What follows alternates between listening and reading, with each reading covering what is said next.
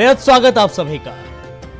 मैं आपके साथ अब्दुल नबी हसन और आप मुद्दे की बात देखना शुरू कर चुके हैं। मुद्दे की बात में आज दरअसल बात संघ प्रमुख मोहन भागवत की होगी, उस मुलाकात की होगी और मुलाकात के बाद सियासी मायनों की होगी। दरअसल संघ प्रमुख मोहन भागवत मुसलमानों से मिलकर बातचीत कर रहे हैं, एकता की बात कर रहे हैं और ये कोई अफवाह नहीं है, हकीकत है, 100 आना सच है। वो कह रहे हैं कि हर मस्जिद में शिवलिंग नहीं ढूंढना चाहिए, क्योंकि इस वक्त आपने देखा होगा और इसे वो संवाद बताया जा रहा है। लेकिन इसी संवाद की स्याही सूखी भी नहीं है कि कुछ किलोमीटर दूर एक और मस्जिद पर बुलडोजर गरज उठा। दिल्ली में ही एक और जगह पर बुलडोजर गरज। सवाल यह है कि जब संघ प्रमुख शांति की बात करते हैं तो जमीन पर नफरत क्यों दिखती? क्या संघ की जुबान और जमीन पर फर्क है? क्या यह संवाद सिर्फ एक इमेज बिल्डिंग का एक्सरसाइज है या फिर को वाकई में सोच बदल रही है? एक और मोहन भागवत मुस्लिम बुद्धिजीवियों से मिलते हैं, दरगाहों पर जाकर झुकते हैं, दूसरी ओर अखबारों की सुर्खियों में मस्जिद में शिवलिंग मिला जैसी खबरें तैरती रहती, टीवी डिबेट्स में धमाकेदार दावे किए जाते और कोर्ट्स के दरवाजे खटखटाए जाते। तो फिर देश में दो कहानियां क्यों चलती? एक संघ से संवाद की और दूसरी सड़क के संघर्ष। क्या यह रणनीतिक बदलाव है या सिर्फ सियासी चश्मे से देखी जा रही नई पॉलिटिक्स की एक चालाक चाल? और अगर संघ बदल रहा है तो फिर बुलडोजर की धार क्यों नहीं खुद कुंद हो रही? क्या मुसलमानों से बातचीत सिर्फ मंच पर है, नीचे ग्राउंड पर उन्माद जारी रहेगा, या फिर क्या मोहन भागवत के संवाद की गूंज शाखाओं में सुनाई देती? आखिर तमाम विश्लेषज्ञ, राजनीतिक विश्लेषज्ञ कह रहे हैं कि अच्छी शुरुआत है, स्वागत योग्य है, लेकिन साथ ही पूछ रहे हैं कि शिवलिंग तलाशने का दौर कब थमेगा? मोहन भागवत कुछ कह रहे हैं पर संघ के कुछ सार्थक समर्थक और कट्टर अनुयायी कुछ और कह रहे हैं। तो क्या ये दोहरी रणनीति है? एक तरफ संवाद, दूसरी तरफ दबाव। आज बड़ी बहस और आज हम यही बातचीत करने वाले। सवाल हमारा यही होने वाला है, अगर शीर्ष नेतृत्व मुसलमानों से संवाद कर रहा है तो नीचे जमीनी स्तर पर संदेश क्यों नहीं जा रहा है? क्या आरएसएस वाकई बदल रहा है या ये सिर्फ एक पॉलिटिकल मास्टर स्ट्रोक है? और सबसे बड़ा सवाल है, क्या इस संवाद से देश की साझी विरासत को कोई ठोस फायदा होने वाला है और ये सिर्फ या फिर कैमरों के लिए किया जा रहा है? ये देश कब तक शिवलिंग खोजता रहेगा? कब असल संवाद पर अमल होगा? आज हम यही पूछेंगे, क्योंकि ये मुद्दा सिर्फ धार्मिक नहीं है, देश की आत्मा से जुड़ा हुआ है। सवाल हम करेंगे, हमारे साथ कुछ मेहमान जुड़ेंगे, तारुफ कुछ देर में कराएंगे, लेकिन उससे पहले कुछ बयानात सामने आए हैं, उन बयानों को सुनिए। के तौर पर एक बात हमारी तरफ से गई है, उन सबकी तरफ से आई है कि मंदिर और मस्जिदों के बीच में दरमियान संवाद होना चाहिए, इमामों और पुजारियों के बीच में संवाद होना चाहिए, गुरुकुल और मदरसों के बीच में संवाद होना चाहिए। चूँकि मस्जिद और मंदिर के जो लोग मंदिरों में जाते हैं, मस्जिदों में जाते हैं और धर्म से लोग जुड़े होते हैं, धार्मिक लोगों की बात को मानते हैं, तो इसका एक अच्छा असर होता है। तो ये एक आज इस बात को सहमति बनी है कि इस तरह के जो प्रयास होते हैं वो अच्छे हो।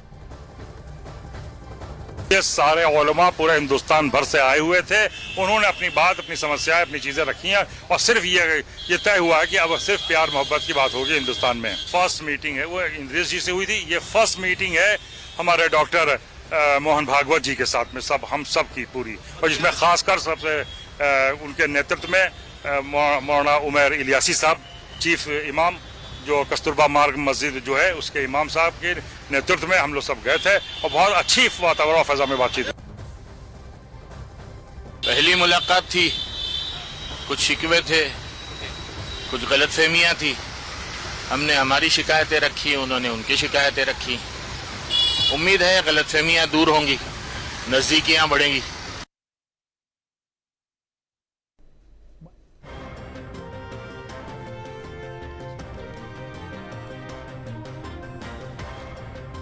तो जाहिर है ये अहम चीज़ें देखने को मिल रही हैं, लगातार बयान भी सामने आए हैं। इन बयानों को लेकर ही हम बातचीत करेंगे। लेकिन दो चीजें हैं। एक चीज है मोहन भागवत के बयान को आधार अगर माना जाए, क्योंकि मोहन भागवत की कल मुलाकात हुई, उसके बाद ये बयान आया कि हर मस्जिद के नीचे शिवलिंग नहीं ढूंढा जाना चाहिए। लेकिन दूसरी तरफ चीज़ें अलहदा नज़र आती हैं, अलग नज़र आती हैं, क्योंकि कुछ दूरी पर ही दरअसल एक बुलडोज़र चलता है, कुछ इमारतों को वो ध्वस्त कर देता है। और ये सवाल उठ रहे हैं कि वो मुस्लिम बहुल क्षेत्र है, वहाँ पर बुलडोज़र चल जाता है। ये सवाल उठ रहे हैं कि एक तरफ जब बात हो रही है कि कौमी एकता, हमें साथ चलकर ढूंढना है, हमें साथ चलना है, तो दूसरी तरफ इस तरह ज़मीन पर ऐसा क्या है। तो आज हम इसी पर ही चर्चा करेंगे। क्या वाकई में अब ये जो मुलाकात हुई है इसके कोई सियासी मायने हैं या नहीं निकल रहे, क्योंकि गाहे बगाए ऐसी भी खबरें निकल कर आई, वो समाजवादी पार्टी हो या फिर विपक्ष के तमाम लीडर्स हैं, वो भी सवाल कर रहे थे कि क्या ये सियासत से जुड़ा हुआ है, क्या बिहार चुनाव भी आना है और उससे पहले एक इमेज बिल्डिंग का काम किया जा रहा है। उसको लेकर ही दरअसल आज हम सवाल करने जा रहे हैं। टेलीविजन स्क्रीन पर आपको गेस्ट नजर आ गए, हमारे साथ कुछ खास मेहमान जुड़ रहे हैं। मेहमानों का तारुफ करा देते हैं। नवीन शर्मा साहब है भारतीय जनता पार्टी का पक्ष रखने के लिए, बहुत बहुत धन्यवाद, बहुत शुक्रिया नवीन भाई आपका हमें ज्वाइन करने के लिए।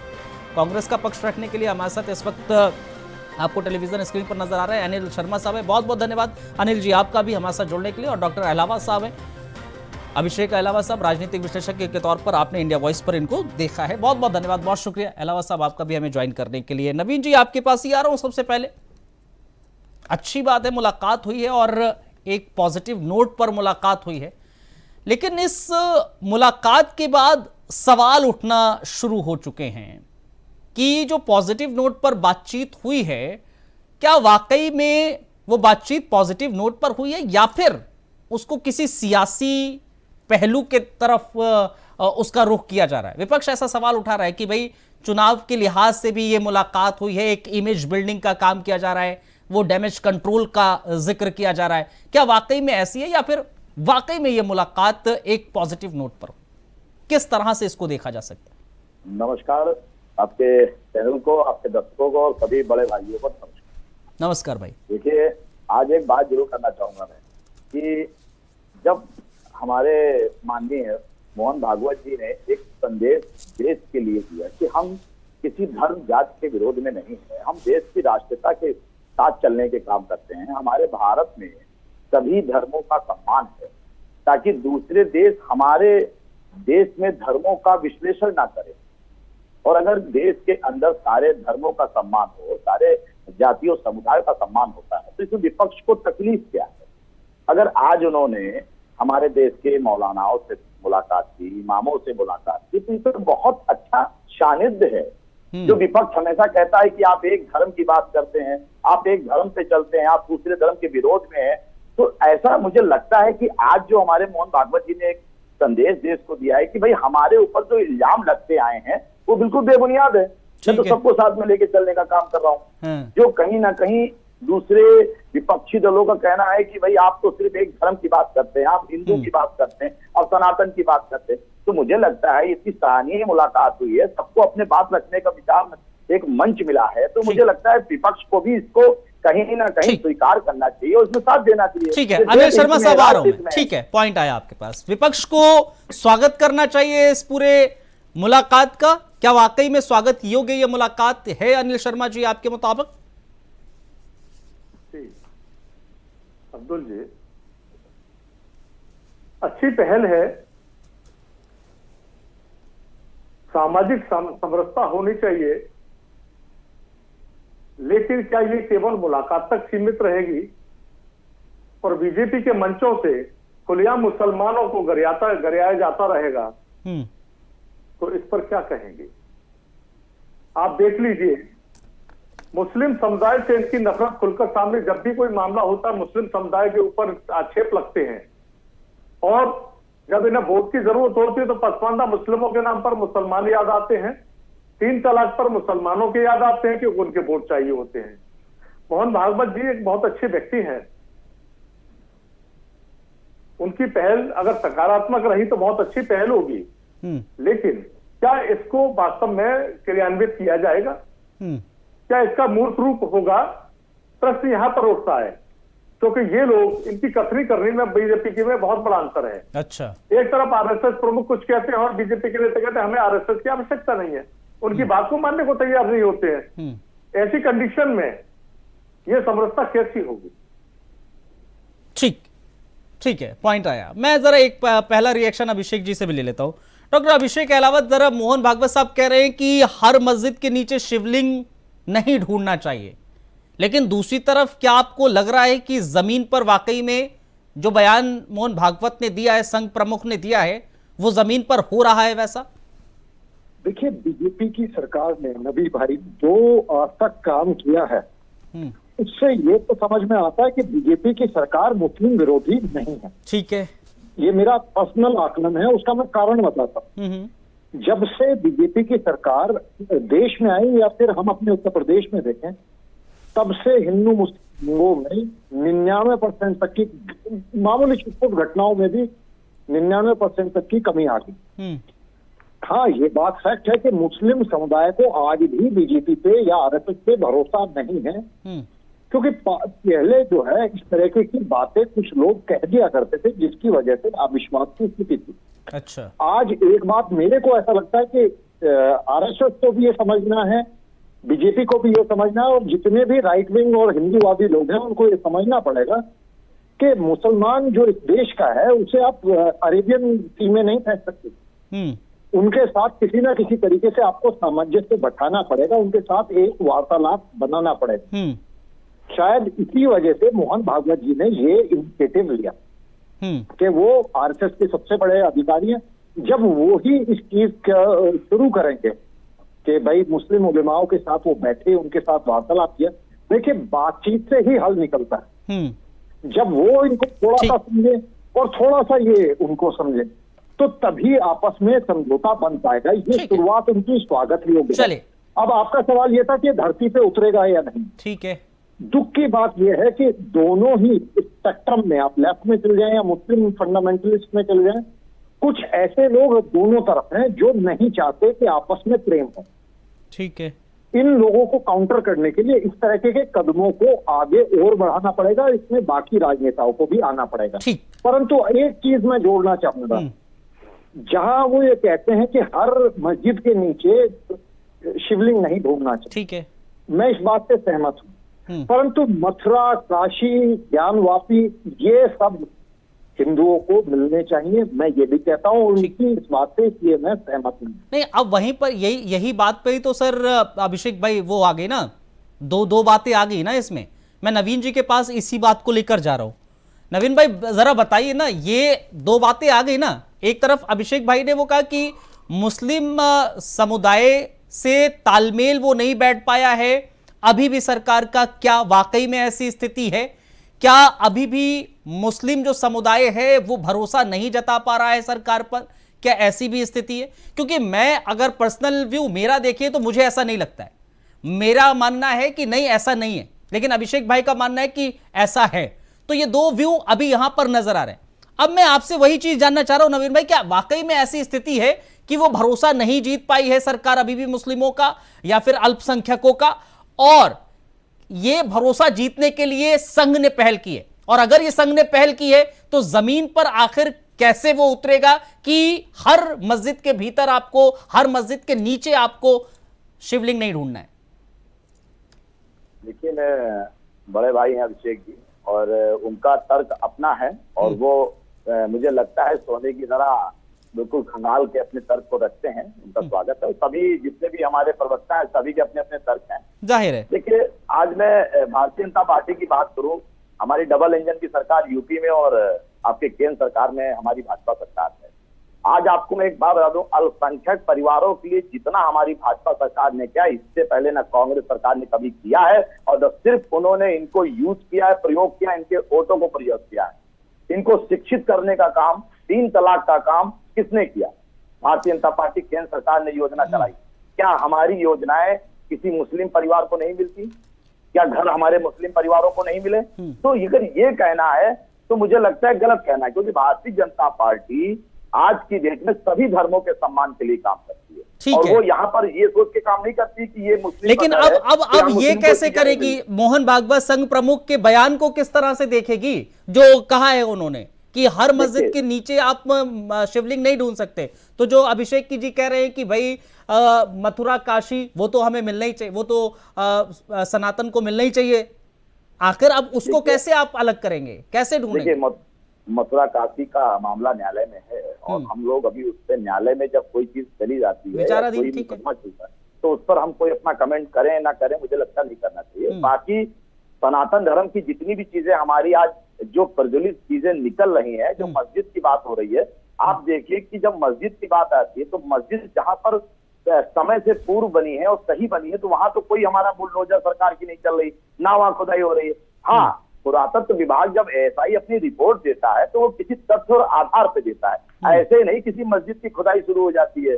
वहां पे जांच होती है, सरकारी एजेंसियां जांच करती हैं, कोई प्राइवेट आदमी, हमारी भाजपा का कोई नेता जाके वहां खुदाई थोड़ा करता है। और क्या आप देश की एएसआई किसने बनाई? कांग्रेस सरकार की बनाई हुई है। क्या उनको अपनी ही बनाई हुई संस्था पे भरोसा नहीं है? जब देखिए विपक्ष कहता है कि आप ईडी का प्रयोग कर रहे हैं, अरे भाई ये बनाया तो सब आप ही का है। ठीक है, और मैं अगर एक कोई और सच्चाई के काम करते पॉइंट तो रेज कर रहा मानने हूं नवीन भाई, फिर मैं आऊंगा जरा अनिल जी के पास। नवीन भाई, एक और पॉइंट रेज कर रहा हूं।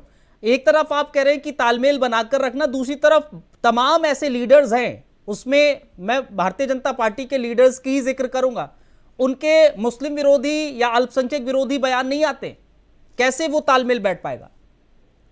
देखिए, हर एक व्यक्ति के अपने विचार हैं, मगर इसका मतलब ये नहीं कि पार्टी के विचार है। पार्टी अगर एक लाइन देती है तो आप उसको गौर कीजिए, सबका साथ, सबका विकास, सबका विश्वास, सबका प्रयास, ठीक है। इस लाइन से पार्टी चलेगी। पार्टी किसी एक नेता कोई आके कह दे कि हम रात को दिन कर देंगे, ऐसा नहीं होता है। पार्टी एक कोर कमेटी होती है, एक टीम होती है, अध्यक्ष होते हैं, तो जो पार्टी का डिसीजन होगा वो हर कार्यकर्ता को मानना है। मतलब जो पार्टी ये कार्यकर्ता चाहती है कि सब लोग एकजुट होकर चले। बिल्कुल, अब बिल्कुल, आने वाले देखिए, समय में भी किसी भी तरह का कोई भी भेदभाव नहीं होना चाहिए। बिल्कुल, देखिए ये तो केंद्र में हमारी सरकार है, उत्तर प्रदेश में और जहां तक भारत के ज्यादातर राज्यों में हमारी सरकारें हैं, हम लोग तालमेल के हिसाब से काम करते हैं। हम कभी किसी ये जब कोई, देखिए क्या लगता है, गलत करने वाला कोई हिंदू नहीं होता क्या? हिंदू भी कोई गलत करता है तो सजा कानून उसको भी मिलती है। ठीक, अनिल जी आ रहा हूं मैं आपके पास। नवीन जी के पॉइंट आपने सुने, तो अब सरकार, इनफैक्ट सरकार पहले से भी सबको साथ लेकर चल रही है, सबका साथ सबके विकास का जिक्र कर रही।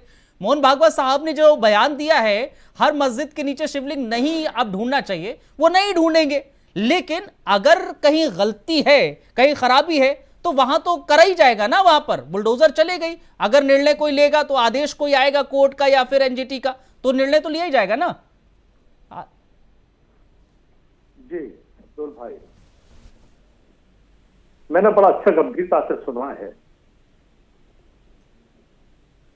लेकिन बड़ा ताज्जुब होता है कि सबका साथ, सबका विकास, सबका विश्वास और कांग्रेस सरकार ने कुछ नहीं किया और बाकी सारा काम इन लोगों ने किया।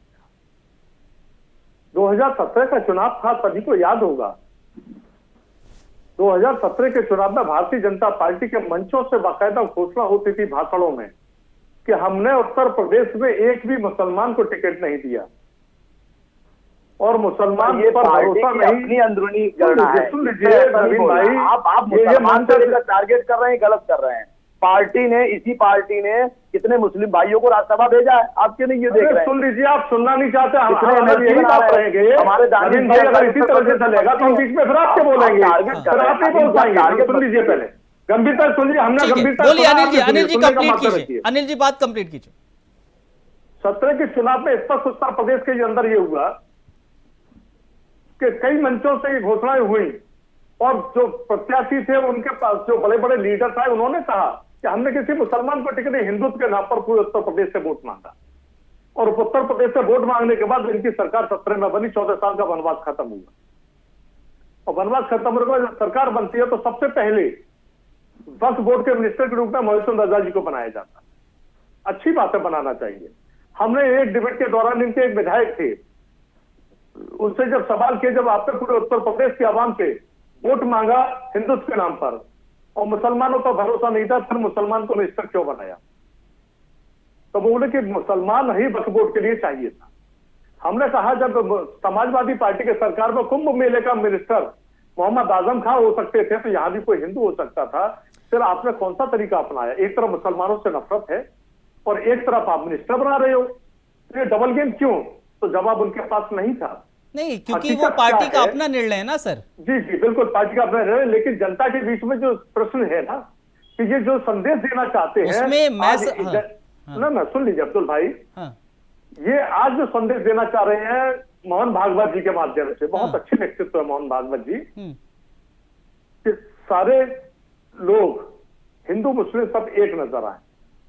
लेकिन बड़ी चुनौती के साथ कहता हूं, कोई भी बीजेपी का नेता किसी अपने अन्य जनपद में जहां उन्हें कोई ना पहचानता हो 5 किलोमीटर एक लोडिंग टेम्पो में एक गाय ले जाकर दिखा दे, खुली चुनौती है। क्योंकि इनके जो सहयोगी संगठन है उनके लोग उनको बीच रास्ते में ना घेर लें तो मेरी खुली चुनौती इस बात के लिए, क्योंकि ये स्थिति है, इसको बदलाव नहीं ला पा रहे ये लोग। इनको हर गाय ले जाने वाले में मुसलमान नजर आता है। नहीं सर, मुसलमान और उसमें हिंदू नहीं है, वो पशु है ना। अगर उसको आप वैसे ले जाएंगे तो हर कोई रोकेगा ना आपको।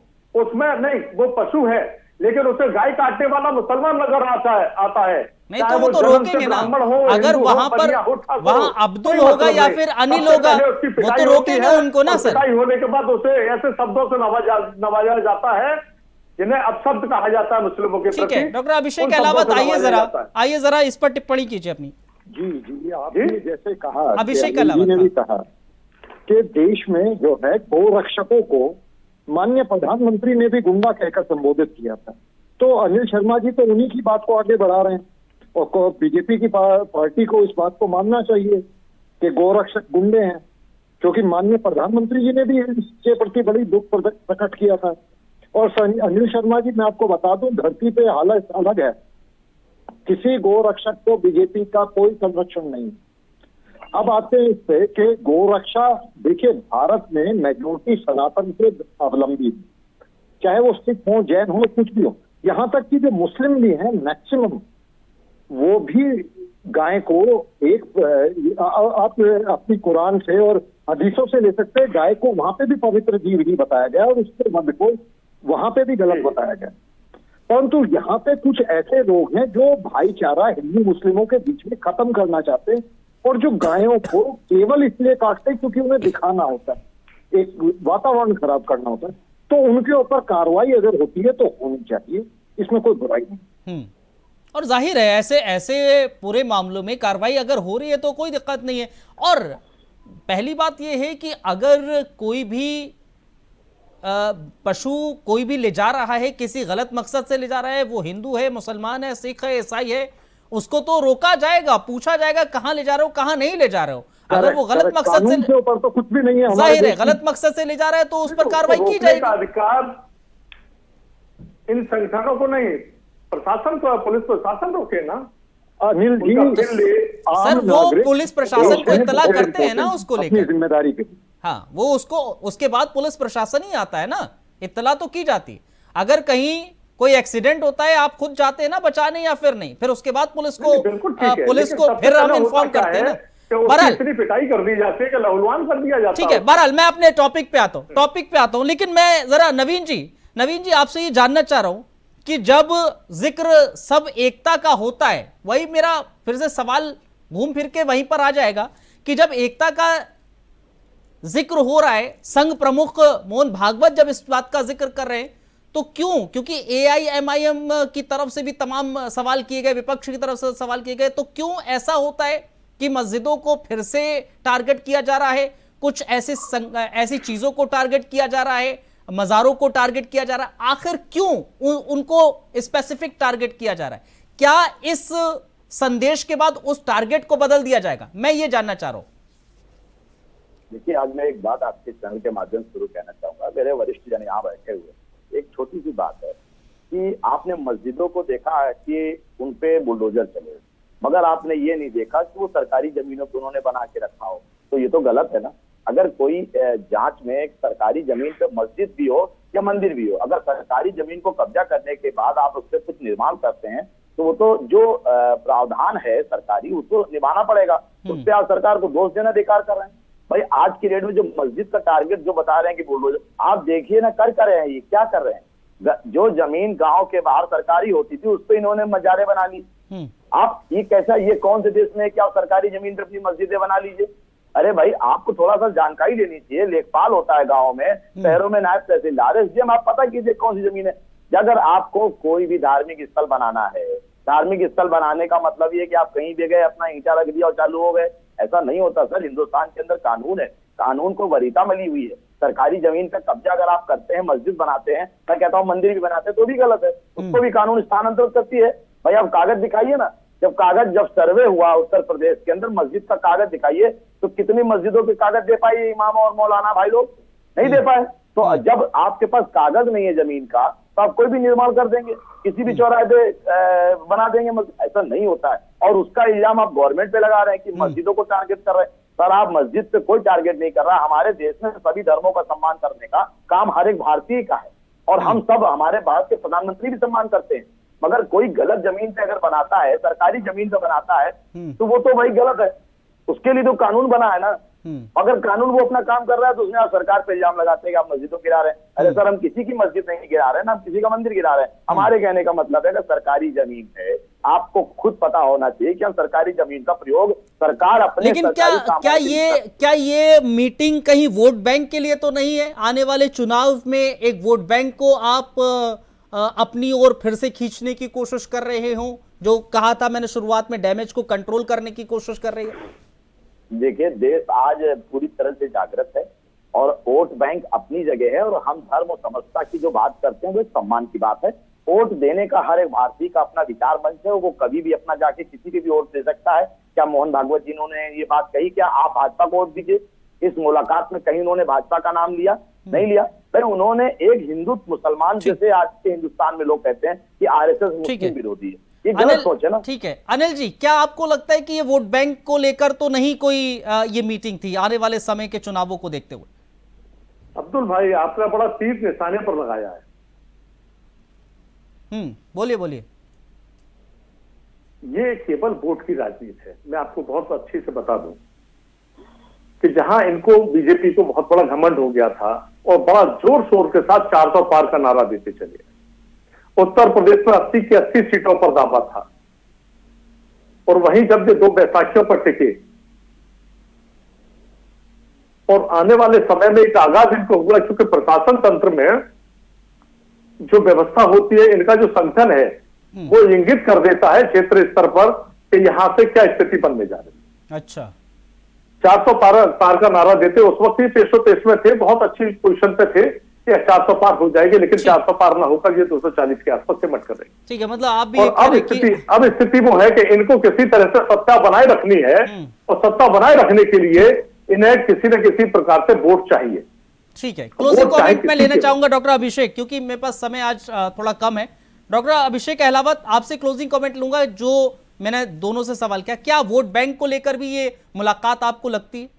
देखिए, बीजेपी का बहुत पहले से ये मकसद रहा है कि जो विपक्ष का जो किला है, जिसमें उन्होंने मुस्लिम वोटों को एक तरीके से खींच रखा है। आप देखिए, जब देश आजाद हुआ था नबी भाई, तो लगभग 30% से ज्यादा मुस्लिम पढ़े लिखे थे। आज 70 साल बाद इतनी बुरी स्थिति है कि मुस्लिम 3 या 4% से भी नीचे हैं। ठीक है, एजुकेशन में। तो कुछ तो करना जरूरी है। कुछ तो गलत हुआ इन 70 साल में कि मुसलमान 30 से नीचे आके 3 पे आ गया। तो सही करने का जो तरीका है वो यही है कि पहले संवाद शुरू करना होगा, और मैं इसे बड़ा ही अच्छे तरीके से देखता हूं। गलतफहमी में आप। ठीक है, चलिए अब देखना होगा इस संवाद का असर क्या होगा। बहुत शुक्रिया आप तीनों का हमें ज्वाइन करने के लिए, बहुत बहुत धन्यवाद। बहुत शुक्रिया आप लोगों ने हमें ज्वाइन किया और इस डिबेट का हिस्सा बने। आप दर्शकों का बहुत बहुत शुक्रिया, बहुत धन्यवाद, आप लोग इस डिबेट का हिस्सा बने।